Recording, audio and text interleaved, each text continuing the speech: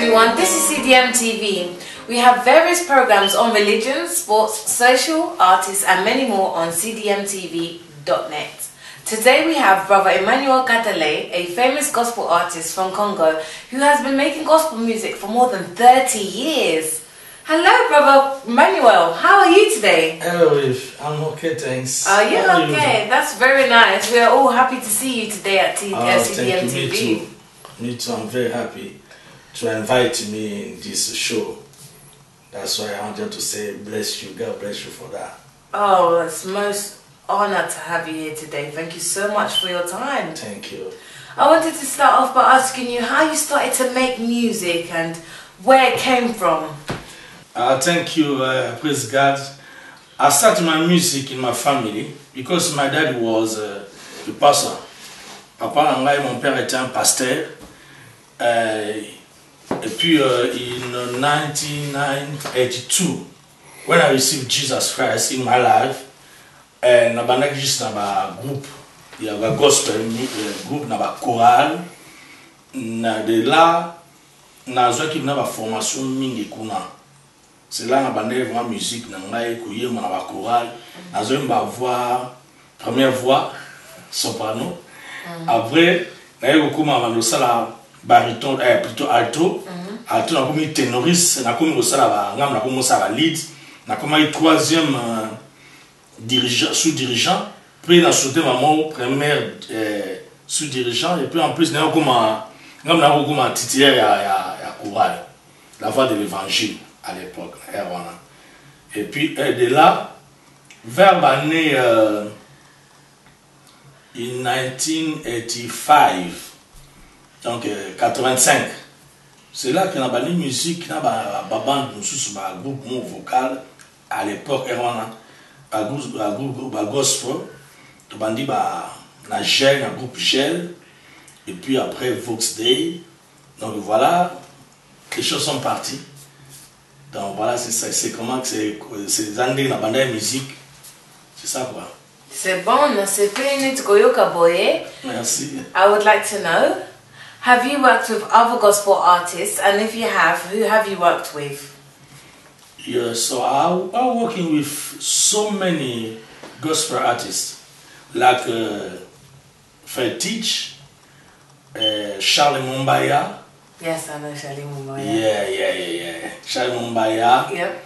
And then so many. I forget the name. But na travailler na musicien belé.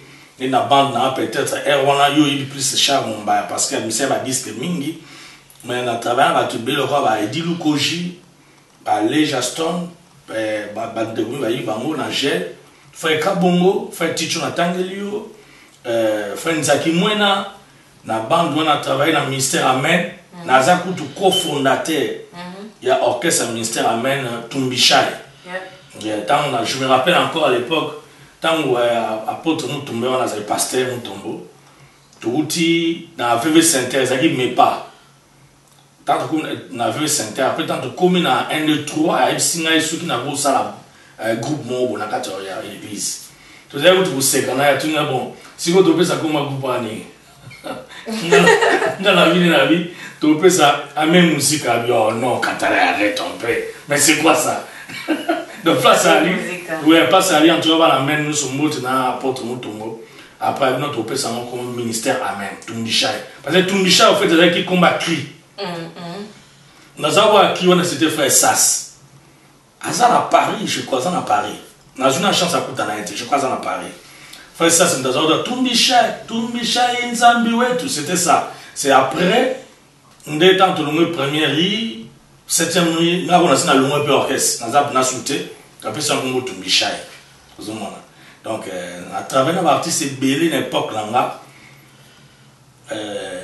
Et puis, quand vous travaillez, vous avez bisous de Vando Betamizi, nous sommes together, you know. Nous avons un groupe Moussoussou, par exemple, dans le Bandai, nous avons Balenza, Paul Balenza, il est venu travailler Ming. Travailler Ming, il y a tout le temps. Moi, concert, tout le bloc belé ensemble, na bango. Donc, belé quoi, donc na bateau nous na robot ça va comment mais tout le monde na bateau belé en fait. Oh, you've worked with a lot of people, you said. Everyone was very upset about Alain Mulotto. His death was very upsetting to the community as a gospel singer. How do you feel about that? Definitely, you know, Brava Alain Mulotto, he was the great singer. A commis tellement mingi, a commis bien, et puis c'est quelqu'un important qui s'en finit na katia gospel music na biso. À congolais donc à même biso style moko ya kokoma moko un peu spécial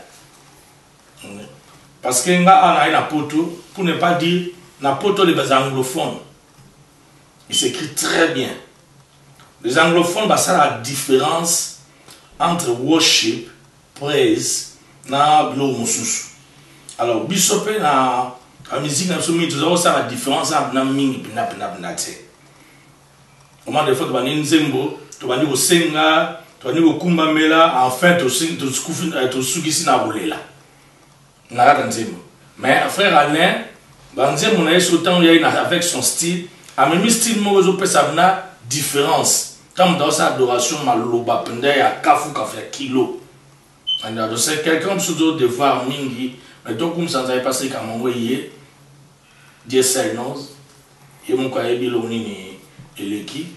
Tu as dit qu'il ensemble à keep church na ndenge mususupe. Voilà donc c'est ça à sens là.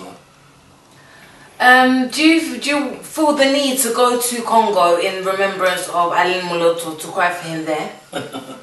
So way down here because I live in Europe, you know. We done in UK, in England, Nadakiwana, tout ça yango. Et puis on donne in Paris. I was one of my friends, the Brava, Nazaki invited na Paris, just for now, commémoration ya frère Alain Mulotto. On a fait ça, le peuple de Dieu ont loué, adoré Dieu. Na style frère, on a tiqué la kibiso, après ça, parce que moi je répète toujours comme étant une grâce pour l'église, frère Alain. Alors, c'est ce qui fait que Bissou toujours le temps à Bissou pour ça, pour comme ça, bébé awa, dont le frère est déjà parti, toujours comme ça, pour naïe. Et ça, il y a aussi un sujet par la Bissou. Le Bissou n'est pas qui n'est placé parce que tout ça, vous believe dans la grâce en Zambé et que Azana place moi bien, au bas Christ va que tout coûte parce que tu y vis qu'un jour, tu as tiré mon kilo pour te faire tout guérir en colo. Tu y mets la Zambé. Tout ça, la ranzame, tu dis pour tout le monde un jour. C'est pas pour tout ça dans mon kilote. Donc, il y a des gens qui là, des frères qui ont été à l'obar, il y a des gens qui là, c'est ça. In remembrance of Alain Mulotto, is there one song that you really like that you think you can sing for us today so we can hear you? I like so many songs from Alain Mulotto. But for example, Yahweh to belemi pembeni na yawe yamba masanjoli toboseli yawe bomo to pesa na yawe mitema posa na yawe Yahweh kumama. There are so many songs. Il y a frère Alain Mulotto, Alain a tiki vraiment un chef d'œuvre. Yeah. Thank you, that was very nice.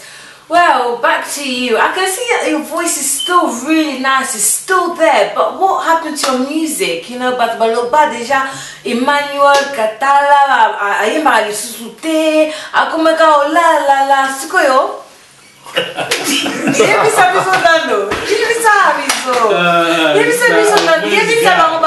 Pourquoi musique na yo katani boye? Merci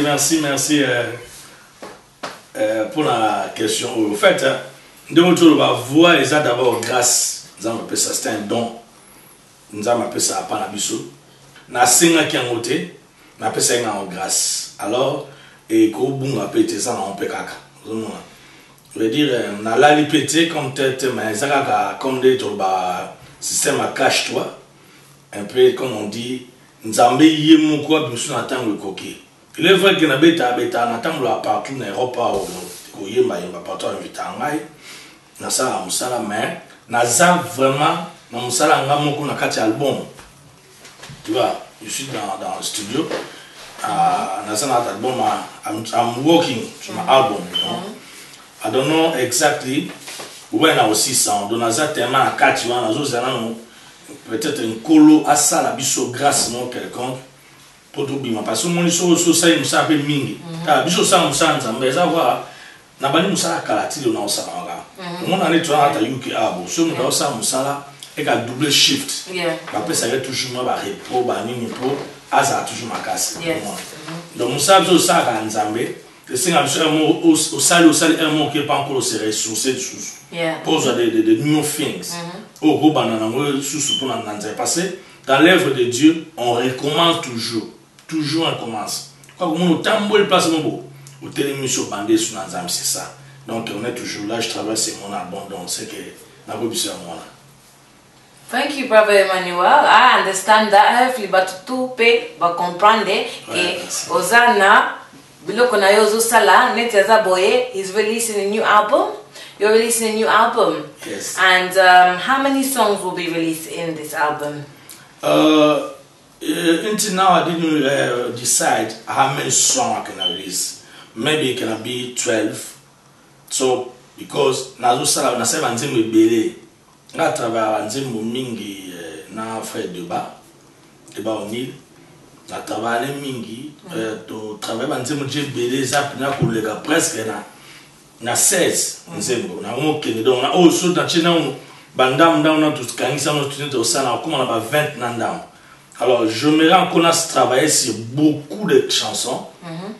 Peut-être na release peut-être moi 12 mois en avant. Peut-être que c'est un volume 1 à volume 2 selon dengue Nzamba pour inspirer biso. Voilà donc c'est ça. Mais tout prier Nzamba passer on a t'avancer de ça, avancer mususu. C'est comme j'ai toujours dit, banze munus pro tana ndoto. Ya on rende des photos pour la va studio té. Mais banze mo faut bonne la Nzamba bien à toucher. Yo bien pour me sentir. Moi par exemple banze mo tu vois Yesu Christo papa ya tona bobo tona pesa ya nini yawe. Mais dire banze mo do ça depuis des années. Je me vers les années 80 dans ça banze moi. Mais il les a toujours une actualité, il y a une grâce Nzamba ça tu vois, donc tout le monde appelle Nzamba et Debisopé pour un choix. Il y a Nzembo. Pour un choix Nzembo. Donc quelque part, tu vois, donc il y a voilà quoi. C'est ça. I was wondering, where did you get the courage to make gospel music and who inspired you? There are so many gospel music. Inspirant and then because there no inspiration et où t'avais pas God est la source d'inspiration alors God a inspiré biso na ndenge ndenge bien na ko kama msunde ko na msa zo yemba na jo inspiration ko ya mamsu na ndenge na bi mamsu na ndoto ko zo inspiration na ndenge belé na pesa ki mkomisi so ba ndewesa ba non moni Adam avec inspiration mon boy na onzamba pesa na kati pa pesa ba komba ba nyama na ba musu tout ça alors inspiration e butaka pa na bisu na kati na bisu nzambe mtacha makabo wana kati na bisu ogozo ba inspiration entre mon inspiration mon moko munene na ebi na ko expliquer mon inspiration na détail na ono su tout mais ça no avec inspiration eza monde munene monde nzambe eza na kata bon nzambe ndio ko za inspiration. That's great news indeed. So you say you're going to open and make a new album this year. After how many years? Because nowadays it's about praise and adoration and, you know, worship. Makamwe déjà about adoration, ba louange, ba bloka show. Sikoyo obinisa. Musique ya ndenge za rumba, za adoration, za ndenge musique obisa. Banda kenza tozozela penza musique bima. Ferme Manuel. I praise God for this question. You know what?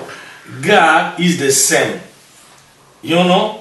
Processus ya changement, c'est pas Batman Zambete. nzambo to tambola na yiwana ya dozane petit le yo me dozane petit kuna dans la kati album na bimisi ba rumba eza na kati ba vocation de me roi mais alléluia eza une vocation peut dire na sali ba style surtout presque na kati na dit seulement na ba moi loko mo que adoration za ka style te adoration za ka maloba amoni maloba nem de ça est déterminé adoration peut dire to tombola nzambe na kati album mo na mobi mana ba na rema ba révélation mingi za pona tombola komba Yesu eza adoration mudanda za na ndenga munela masulon makambo mais tel que na yebi nzamba za na bomoi peuple de Dieu bo separa beaucoup msankolo na on make musique moko eko go memayo na ta voiture zo betango na ndako zo betango na fête zo betango l'église zo betango style na musique ya wana ça amen style ya musique ba to laka ya ngwana amen netoza boye oko yembla biso nzembo moko yuti album na yo penza to kamwa taste ya music na yo poto za pray. Can you just sing us a song from your new album so we are ready and we know what's coming up next? Yeah, I want just to sing Mobile Aba Souvenir. It's a great song in this album. It's a billion na kati. Yes. Mais déjà on le connaît on sait qu'on peut prendre ba promotion. On est juste en mécan. Yes, go ahead. Mobali alibala Ezali Yesu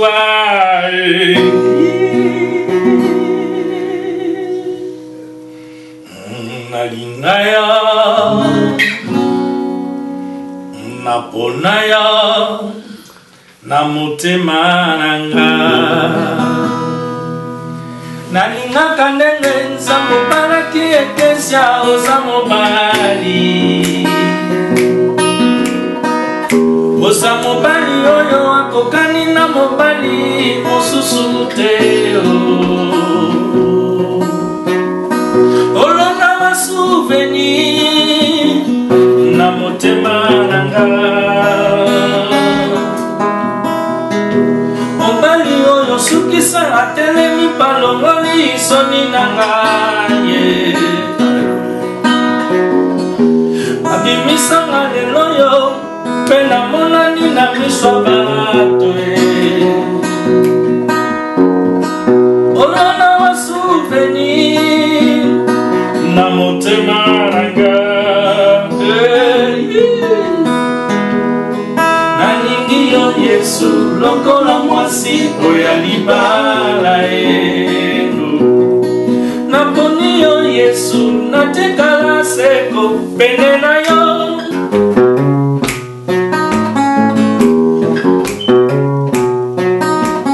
nasali mwasi ya libala na chama pembeni mobali ya libala Yesu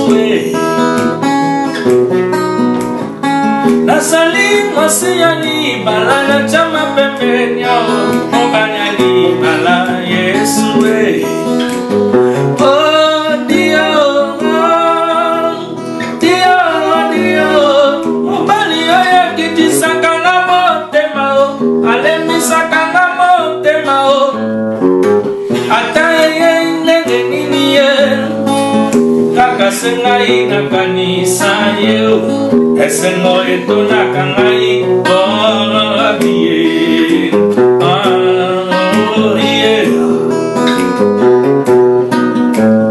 mobali ya basouvenir mobali ya basouvenir mobali ya basouvenir mobali ya basouvenir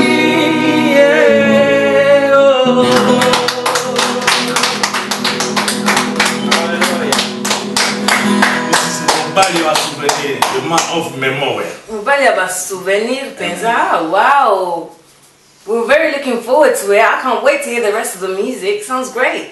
Yeah, very, very well. This is inspiration. Like you asked me before, you know, this is very inspiration because God a passé une inspiration oyo un jour na zai ko uta côté mo bo to zaki nande ko na moko tana zona ndaku te mana zai na connexion na nkolo mbala moko pension elinga parce que ngaba inspiration msaka mwana wandoyi mama moko juste là on a eu mal zani mobali ya basouvenir Et on aime, après, malobéi, on a comme malbon, sur tout petit, 5000 bro, comme malango, na album tango bima. Donc voilà quoi. Yeah, your music sounds great, and I'm sure you can continue working with other artists. Like, have you ever thought about working with Kirk Franklin, for example? Yeah, Kirk Franklin is no don't play my music. Rumba, this is rumba, fiesta music. This is from my country because you know I'm African, you know, and then nga kusela nzambe kukumza nzambe na stina ngai mingi binda. Franklin soki nzamba saningo pasina kanisa ka un jour funemba peblo ba anglais. Na interpréter quelques sons en English. For example, na wanze bebe ba anglais. Na yemba on peut de fois mais na ninga school ko na zaka na komaka. Mukomo nzamba comme so essaye que toi un jour na kumza nzamba. Why not? Because naza appelé fanatique na sala musana donc voilà quoi. But you sing in French as well, isn't it not? Yes, of course. You sing in French, in Lingala, English, Chiluba, so many languages, yeah. Na yemba langue so ya Africa, oyo suko ya liboso na yemba nango. Well, Brother Emmanuel, we're all ready to hear your music and it sounds great coming up. But the thing that brought me here to ask you is the question, when are you going to release your new album? And what is going to come up next? You know, how is the work going along? You know, musale zo le kandeng ni to organize o formulisa album na ya sika. Nengi ni ozo kende ba hut ni ozo memla o kendele. Oui, praise God. En fait, album Nangai, peut-être aujourd'hui, et tout ça, et ça, album Moko, nous avons travaillé vraiment grâce à Nkolo. Avant l'album Moko, nous avons travaillé avec mes frères débat où il y a Biango, frère Jano Biango, Ndegomi, nous avons travaillé avec nous avons travaillé, et pas Jean-Michel, na Even Above studio, et puis na travaillé na Chibin, na travaillé na Des Fils, na travaillé na Atou, na travaillé na 5 ministères, Dani Mongongo, na travaillé na Ngamu na papier Lifa, na travaillé na frère Odi Kabangu, na travaillé na Sœur Belé, Sœur Beloti, Dina, nani Ikerne, Carole, assez rebelle dans le thème ici. Donc, nous travaillons seul. Nous travaillons c'est l'occasion pour moi de j'ai besoin de soutien. Nous avons besoin d'aide pour support. Nous avons besoin de producteurs qui ont touché. On est là, Ema Katalai, numéro et Katalai, en et Katalai, hotmail.co.uk. Numéro ceux qui mettent na Facebook, Emmanuel Katalai, au monde en boutique un message. Et puis on même 0044, code national UK. Et puis 79 560 8352 9D, please. Donc 0044 79 560 835 92. Tout dans l'AICA, ils allaient 0044 dans Bissau, vous allez 74 40 11 12 82. Donc, pour ça, on soutenir les producteurs pour ça, on salaire. Donc, voilà, c'est ce que je peux dire aussi.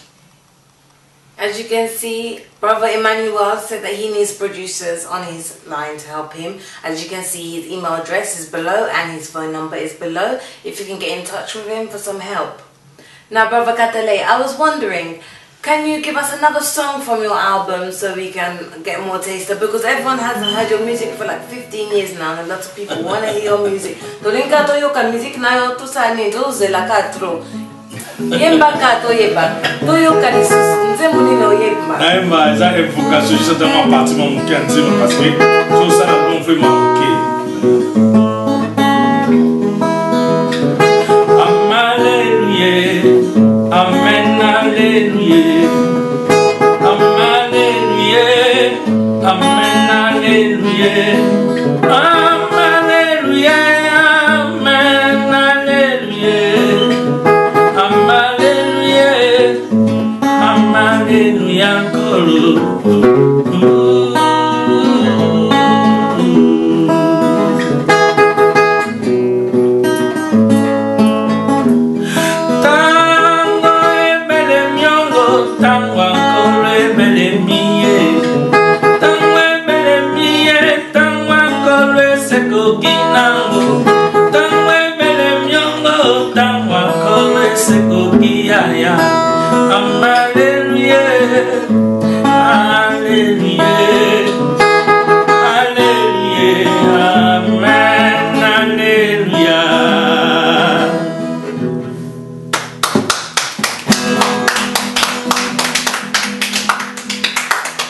Thank you very much. I see your music is so nice on your own, but you was in Vox Day. Was that a group of gospel music?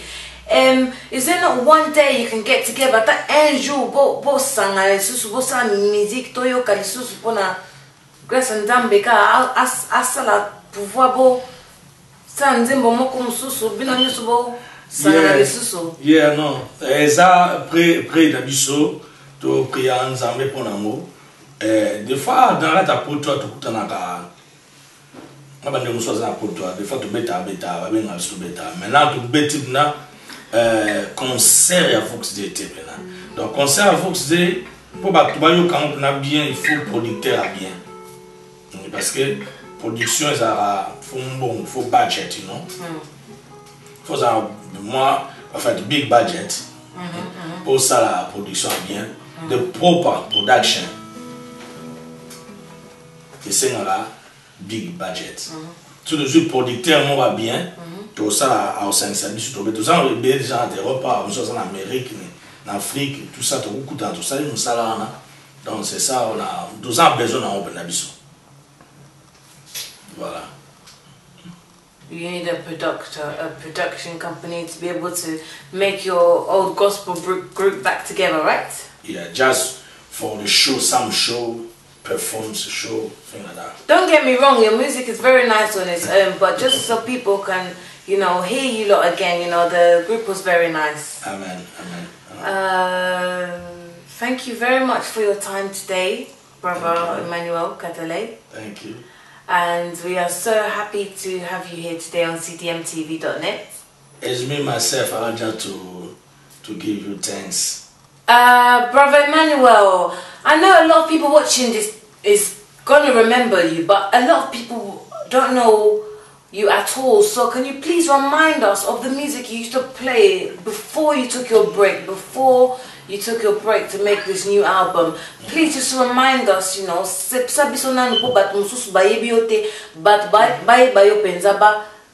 refresh our memory. Thank you.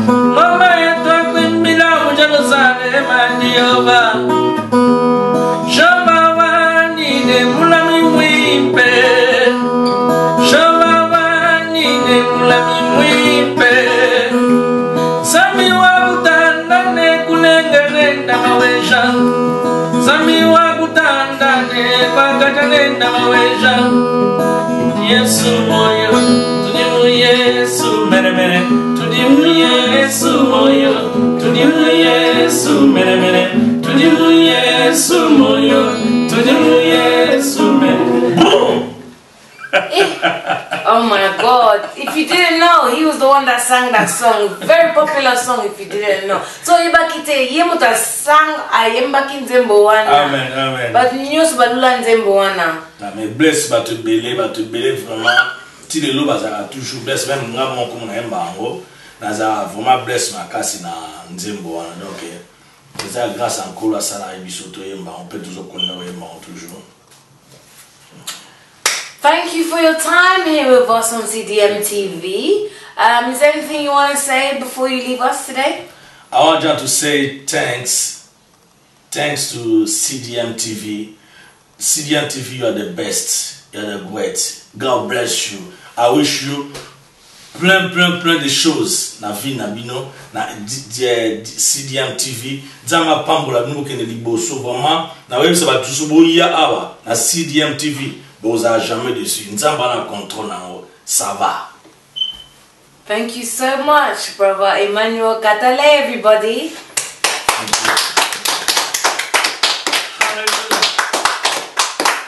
Yeah, on appelle ça monter famille, la famille Mobimba, maman Lucienne, la famille Nanga Mobimba, nous surtout on va terminer belé. Nous surtout on appelle ça on monte place ali. Baninga na nous surtout il y a des musiciens. Vox de Mobimba, bande on se travaille na bango na tabu mon frère de Baonil, maman Pati nanda ku place ali na ban na nyo surtout frère ngai Janon na maman place ali papi il fait na Paris frère Teach bande ko base belé Thomas na pesi su maman Titi moi si ya frère ngai do Mbote na pesi bana no sur Londres Mobimba Mbote. Bamisien l'artiste sur Londres Mbote, il y a Paris Mbote, il y a Congo, Kinshasa, il y a Mukimo Bimana. En tout cas, on a dit quoi. Nous sommes là, dans Zambia, après ça, nous toujours grâce à ça, Moussala, tout contenu Moussala. Bless. Thank you.